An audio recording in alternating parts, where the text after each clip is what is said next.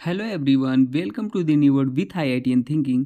तो दोस्तों, हम आज आपको फिर से ये पार्ट 4 होगा जिसमें हम नीट के PY की क्वेश्चंस करा रहे हैं ऑर्गेनिक के। और इन क्वेश्चनों के थ्रू मेरा मोटिव है, ठीक है ना, आपको क्वेश्चन दिख रहा होगा।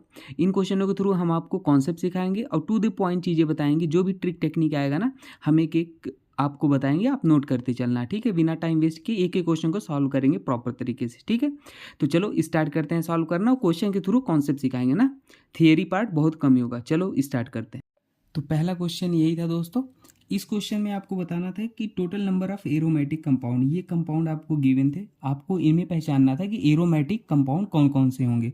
तो एरोमेटिसिटी निकालने का आज मैं आपको ट्रिक ही बता दूंगा, कभी आपको सेकंड में निकालोगे, कभी दिक्कत ही नहीं आएगी, ठीक है। ट्रिक बताने वाला हूँ, ठीक है। देखो, कभी भी आपसे एरोमेटिसिटी पूछे ना, तो आप क्या करो, जितने पाई इलेक्ट्रॉन है क्या है, वो डिवाइड बाई 4 कर दो। क्या? 4। अगर वो कंप्लीटली डिवाइड हो जाता है, ठीक है, तो वो कैसा होगा? Anti aromatic. कैसा होगा? Anti aromatic. अगर कंप्लीटली डिवाइड नहीं होता है तो वो कैसा होगा? एरोमेटिक। और अगर एक भी sp3 हाइब्रिडाइज कार्बन दिख जाए तो वो कैसा होगा? Non aromatic. बस ये ट्रिक याद रख लो। आप कहोगे सर ये क्या बताया आपने, समझ नहीं आया, तो मैं बताता हूँ क्या क्या बताया, ठीक है। जैसे मान लो मेरे पास यही एग्जाम्पल है, तो इसमें पाई इलेक्ट्रॉन कितने हैं? देखो, एक पाई बॉन्ड में 2 इलेक्ट्रॉन होते हैं, तो 2, 2 4, 2 6, 2 8, 2 10। पहले वाले में कितने इलेक्ट्रॉन है? 10 पाई इलेक्ट्रॉन है।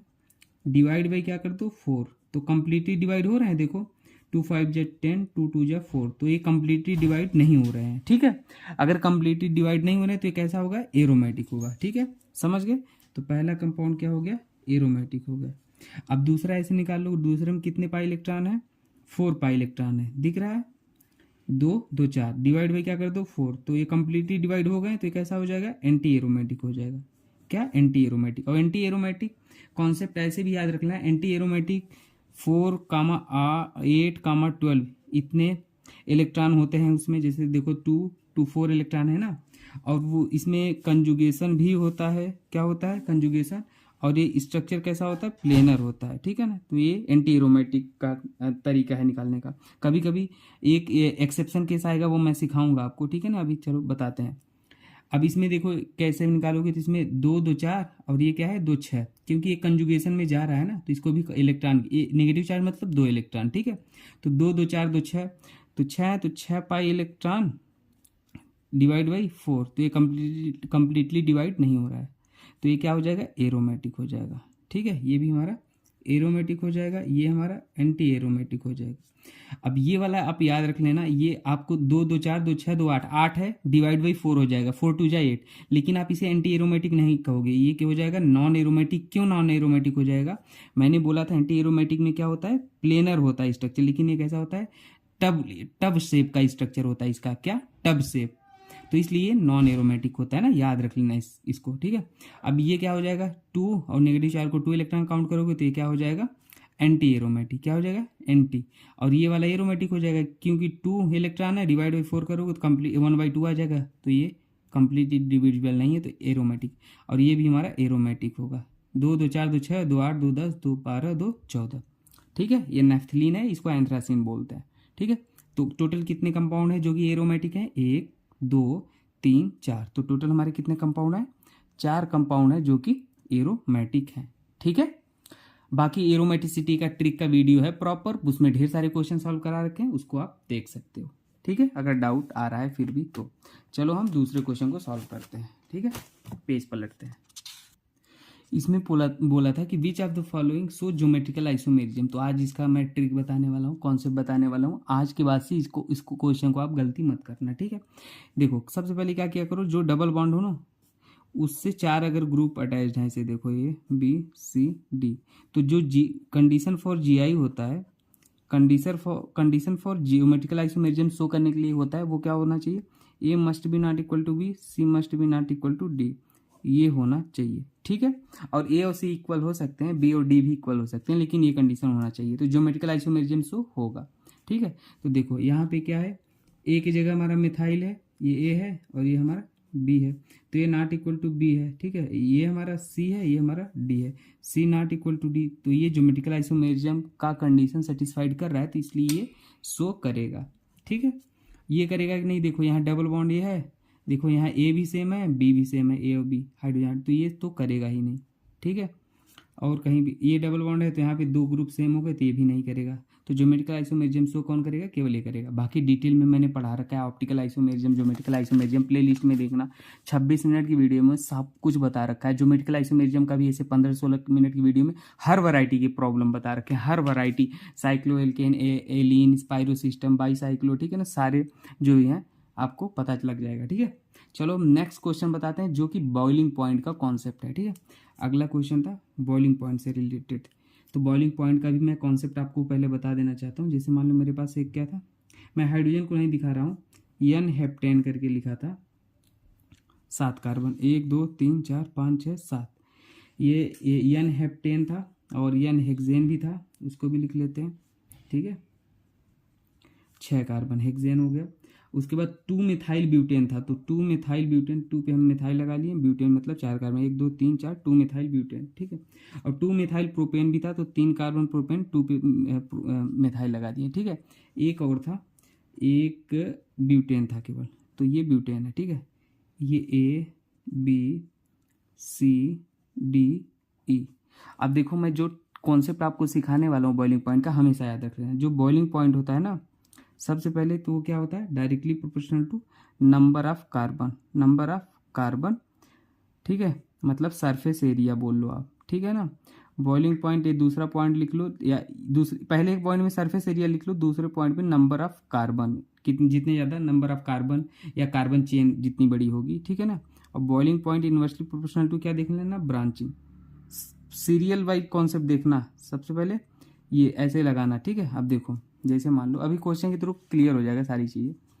सबसे पहला अगर केस के अकॉर्डिंग आप देखोगे तो 1 2 3 4 5 6 7, तो इसमें हमारा क्या है, नंबर ज़्यादा सरफेस एरिया लग रहा है, दिख रहा है आपको, इतना ज़्यादा लंबी सरफेस एरिया भी ज़्यादा हो दिख रहा है, और आपका दूसरा पॉइंट नंबर ऑफ कार्बन भी इसमें ज़्यादा है, कार्बन चेन, ठीक है ना।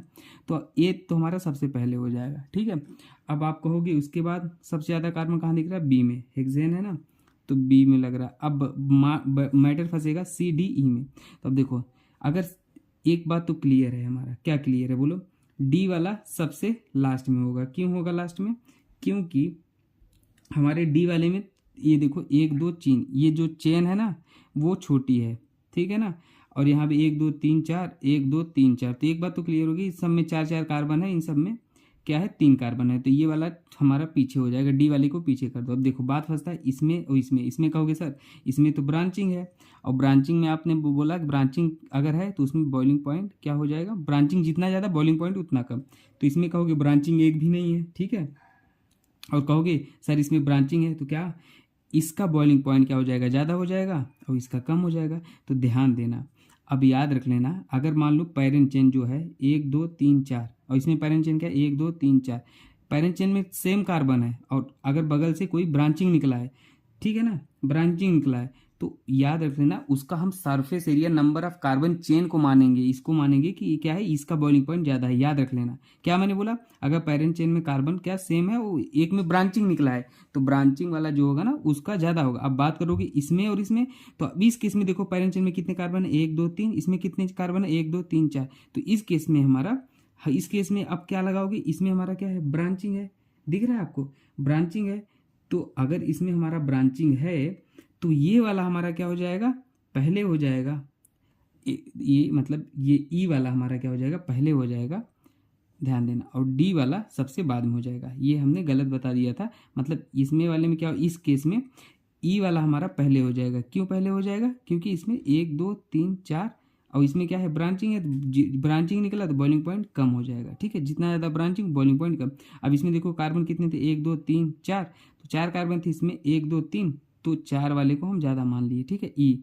अब ऐसी कि इसी केस इसमें और इसमें कैसे कंपेयर किए, क्या 1 2 3 4, 1 2 3 4, लेकिन इसमें ब्रांचिंग था तो ई वाले को हमने ज़्यादा मान लिया, समझ रहे हो। लेकिन इस और इस केस में क्या था, 1 2 3, और इसमें 1 2 3 4, ठीक है ना, इसमें 4 आ गए, इसमें 3 ही आ गए, और तो इसमें 4 वाले को हम ज़्यादा मानेंगे, मतलब ई, और फिर डी का कम हो जाएगा, ठीक है। तो ये याद रख लेना, बहुत ही इंपॉर्टेंट कॉन्सेप्ट है, ठीक है। और इससे रिलेटेड मैं आपको एक क्वेश्चन और कराना चाहता हूँ ताकि आपका डाउट क्लियर ही हो जाए, ठीक है। कुछ आपके मन में डाउट होगा, जैसे देखो 1 2 3 4 ऐसे निकला है, ठीक है। और एक बॉइलिंग पॉइंट ही बताना है, ठीक है। अब इसमें आप क्या कहोगे, ब्रांचिंग पे ही बेस्ड है, तो इसमें देखो क्या कहोगे, इस वाले में हमारा 1 2 3 2 और 3 मतलब 2 कार्बन पे ब्रांच निकले हैं, इस पे और इस पे 2 होते हैं, इसमें एक ही कार्बन पे ब्रांच निकले हैं, ठीक है ना। तो एक कार्बन पे इस पे 2 ब्रांचिंग है, देख रहे हो, 2 ब्रांचिंग है, इसमें 2 कार्बन पे अलग अलग ब्रांचिंग है, तो इसमें एक ही कार्बन पे 2 ब्रांचिंग है, ब्रांचिंग बढ़ रही है बहुत ज़्यादा, तो बॉइलिंग पॉइंट कम होगा, मतलब इसका बॉइलिंग पॉइंट ज़्यादा होगा, तो ऐसे देखना, ठीक है। बाकी कुछ डाउट हो कमेंट सेक्शन पूछ लें। चलो नेक्स्ट क्वेश्चन को सॉल्व करते हैं, ठीक है। देखो अब अगला क्वेश्चन था कि चौथा क्वेश्चन दिख रहा, बोला था कि डाईहेड्रल एंगल बताना है, dihedral angle of least stable conformer, stable conformer of ethane. तो एथेन का सबसे पहले तो भाई कॉन्फॉर्मर बना लो, ठीक है। देखो एक कन्फर्मर कौन सा हमने बना लिया, मान लो स्टैगर्ड, ठीक है। तो देखो ये वाला हमारा स्टैगर्ड स्ट्रक्चर है एथेन का, और ये वाला इक्लिप्स्ड स्ट्रक्चर है ना, एक के ऊपर एक एटम आते हैं तो इक्लिप्स्ड है, ठीक है। और 2 एटम जो दिख रहा है ना, इनके बीच के ही एंगल को डाईहेड्रल एंगल कहते हैं, ठीक है। तो यहाँ पे डाईहेड्रल एंगल कितना आता है, 60 डिग्री आता है, और यहाँ पे डाईहेड्रल एंगल कितना आता है, 0 डिग्री आता है, क्योंकि ये पैरेलल है। अब देखो, अब जो स्टेबिलिटी होता है वो स्टैगर्ड का ज़्यादा होता है, क्योंकि यहाँ देखो दूर दूर एटम, यहाँ एक स्टेरिक क्रिएट होगा, यहाँ स्टेरिक कम होगा, तो स्टैगर वाला ज़्यादा होगा। लेकिन एंगल पूछा था dihedral angle of least stable conformer, तो लीस्ट स्टेबल ये होगा, तो इसका डाईहेड्रल एंगल 0 डिग्री हो जाएगा, ठीक है।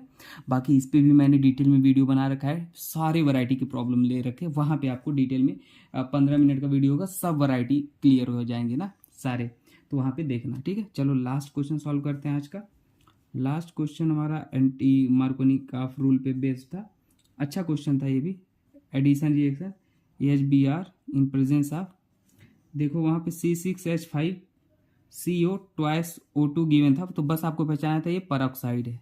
कभी परऑक्साइड हो तो HBr का एडिशन कराते time anti Markovnikov of rule का फॉलो का होता है। एंटी मार्कोनिक ऑफ रूल क्या, जहाँ पे कार्बोकेटायन लेस स्टेबल बने, अगर यहाँ पे डबल बॉन्ड के दोनों कार्बन में कार्बोकेटायन बनाओ, यहाँ भी बनाओ यहाँ पे, तो ये कार्बोकेटायन हमारा 2 डिग्री है, ये कार्बोकेटायन हमारा 1 डिग्री है, तो 1 डिग्री कार्बोकेटायन कम स्टेबल है, तो Br माइनस को हम 1 डिग्री पे जोड़ देते हैं, बस यही होता है एंटी मार्कोनिक ऑफ रूल, मतलब लेस स्टेबल कार्बोकेटायन जहाँ बनेगा वहीं पे आप क्या कर दो, Br का एडिशन करा दो, बस यही आंसर हो जाएगा, ठीक है।